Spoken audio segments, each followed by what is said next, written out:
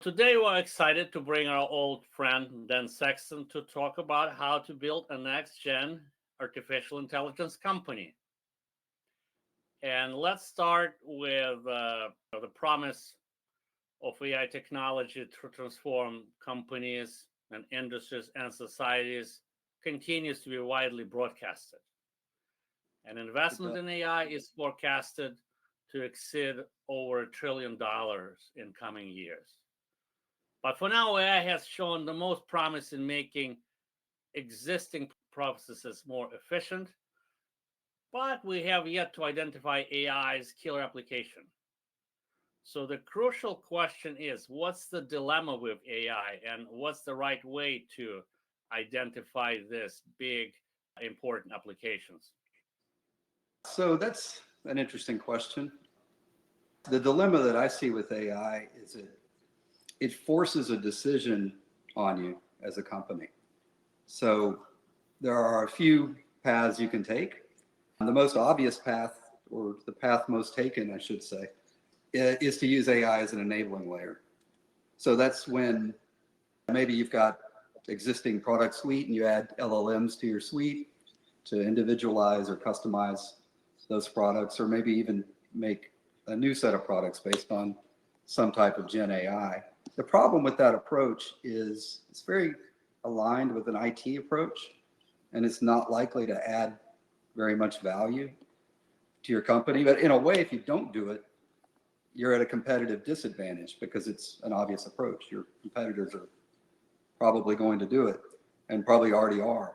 So that puts the company in the position to think, hey, we've got to drive top line growth here. And one way to do that is to innovate in AI.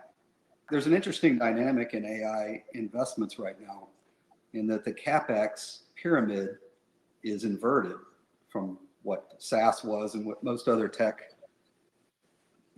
funding, new technologies come in and they become popular, in that the infrastructure and chips is basically all of the investment for that's gone into AI, and the SaaS or applications on AI have fallen short, except for AI as an inference apps that can be used to kind of fine tune things. So it puts the innovation strategies that companies typically take. It's not clear that the path that's typically taken will add value. So from what I wrote, AI is a transformative technology like the steam engine or the internal combustion engine or the internet itself. And just being transformational may make it cool and interesting, but it's not certain that it will add value. So for instance, like the airline industry has been operating at a net loss for 120 years or break even, depending on who's doing the calculating. And I think the example I used was tractors. Tractors decimated farming. I think it was about a third of U.S. workers were farmers about 100 years ago, and today it's maybe 1%. So I think to a certain extent, as a corporation, you have to kind of decide: are we farmers, or are we making tractors? Those two innovation approaches have been historically what like Google X or IBM. Microsoft, we're focused on the technology kind of innovation. And Amazon 126 or Bell Labs, they're focused on the societal change. They're interacting with customers and looking at how things are changing out there and kind of trying to be creative with it. So that's the dilemma that I see. Let's talk about the importance of understanding market dynamics for figuring out the future. Yeah, so I talked with a founder recently who was looking to raise seed capital, pre-revenue. He did have a kind of an MVP product. I liked the business, but as he was pitching me, it kind of dawned on me, I've seen this before somewhere. So I Googled it while he was presenting it to me. And it turns out that another company in this space, and I won't name the exact funding amount because it'll give away the industry, I think, because it's so large, but they raised a seed capital round of $35 million. seed capital. And that's interesting. That's going to change what this founder needs to do and adapt to in the market. And that's not that unusual. And I've worked in corporate innovation departments, for a long time, and I work with startups, and it's not unusual for people to take that approach. We've in our industry, X is a big pain point. We've solved X, therefore we've got a product that's going to work. But I think you have to step back today when things are so hyper financialized and sort of realize what kind of market you're in. In a way, you have to kind of understand where the money's flowing, what the market growth projections are, CAGR in certain markets, and kind of overlay them and say, what are we getting ourselves into? Because a lot of generative AI is speculative. There's a lot of money and competitors going into things that may not work out. You have to look at your risk tolerance and kind of understand what your approach will be. Outlook on societal changes may offer deeper insights into potential future shifts.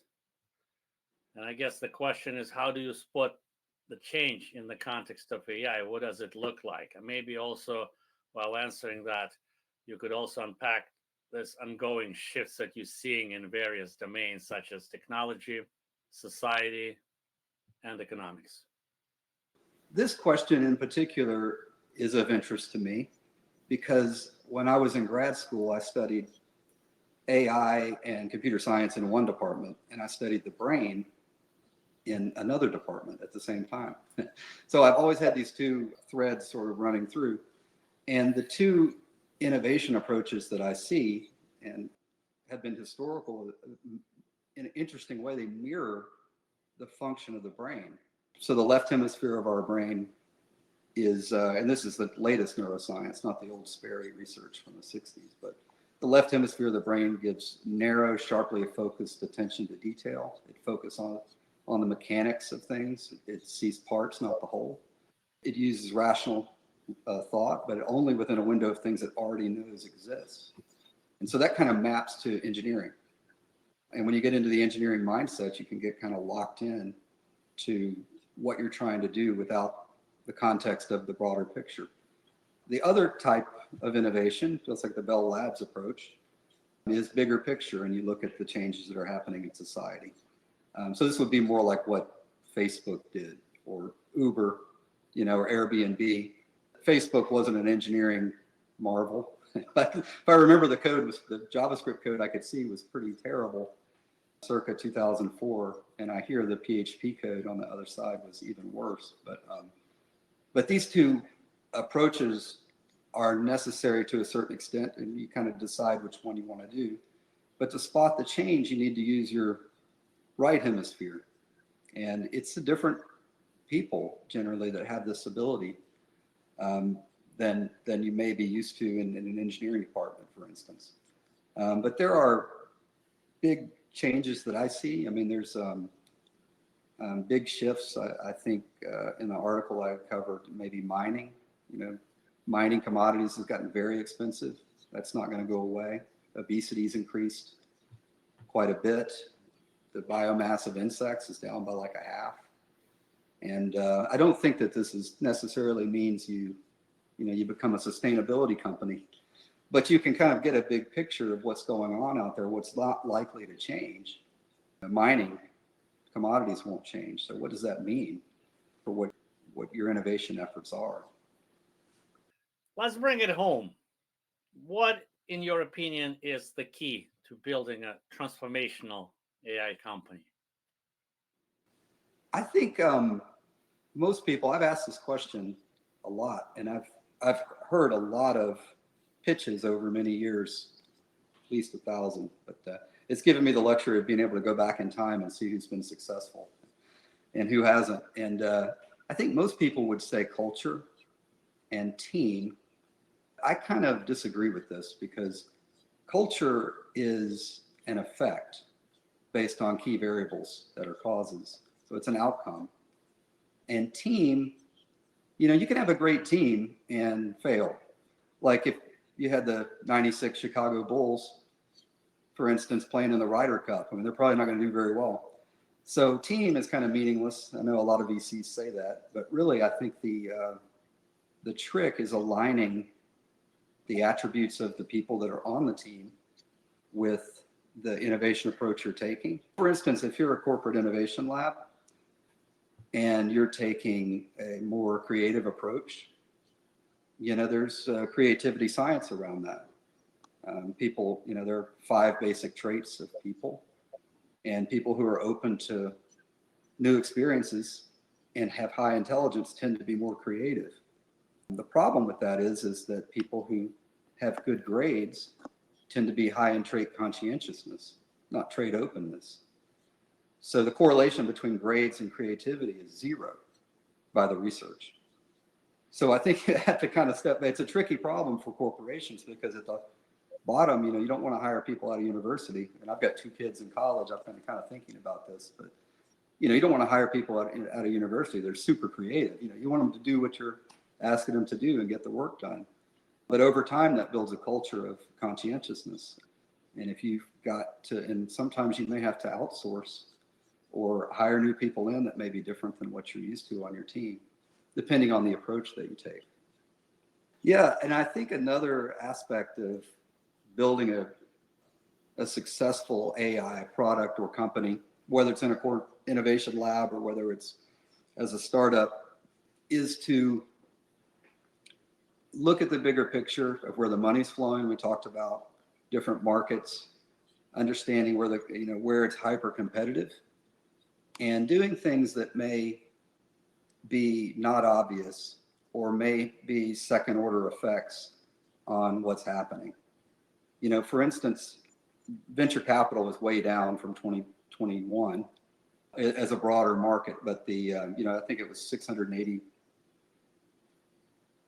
billion overall in 2021. It's like 280 now, so it's gone way down. But the part of it that's generative AI has gone way up. It's like almost 20% of it. There are lots of AI as an inference companies. There are lots of SaaS AI companies that are competing in known verticals that have high CAGRs. And I think you need to step back from that a little bit and say, okay, well, this is going to get competed down in price. But what does that mean in 2 years? And what does that mean in 5 years for us?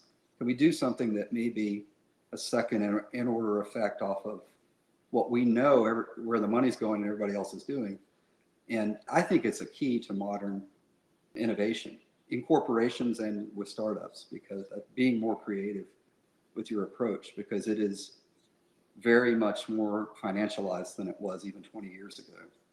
And a lot of that, Microsoft, Google, and Amazon have the type of land grab going on with generative AI right now, and they're putting billions into infrastructure and chips and all this stuff, and it's unclear even what the apps will be. AI SaaS is underperformed, so it's a good time to kind of step back from that and try to do something that's not so obvious.